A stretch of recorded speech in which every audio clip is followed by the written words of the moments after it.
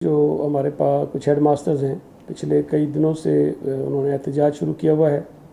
پہلے press club پہ تھے، پھر سندھ اسمبلی کے پاس چلے گئے، اب کچھ لوگ جو ہیں وہ پی آئی ڈی سی پہ بیٹھے ہیں۔ میں اس مسئلے پہ تھوڑی سی وضاحت کرنا چاہتا ہوں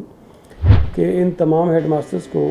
2017 میں آئی بی اے سکھر کے ذریعے اپوائنٹ کیا گیا، اور میری رائے میں یہ اچھے ہیڈ ماسٹرز ہیں۔ انہوں نے اپنی تعیناتی کے بعد بہتر کام کیا ہے، جہاں جہاں ان کو لگایا گیا ان اسکولز میں بہتری بھی آئی ہے، لیکن ان کے اپوائنٹمنٹ کے فوراً بعد 2017 میں ہی کچھ ایسے لوگ جو اپوائنٹ نہیں ہو سکے تھے، انہوں نے ان کے اپوائنٹمنٹس کو Sindh high court Karachi bench کے سامنے چیلنج کر دیا، اور یہ کیس 2017 میں فائل ہوا۔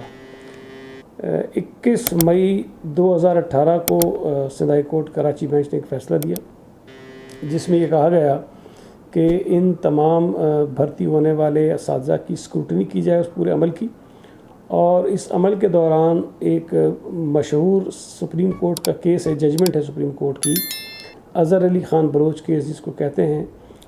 اس فیصلے کی جو ہدایات ہیں، جو ڈائریکشنز ہیں، اس پر عمل کیا جائے۔ اس سپریم کورٹ کے اس فیصلے میں سپریم کورٹ نے یہ حکم جاری فرمایا تھا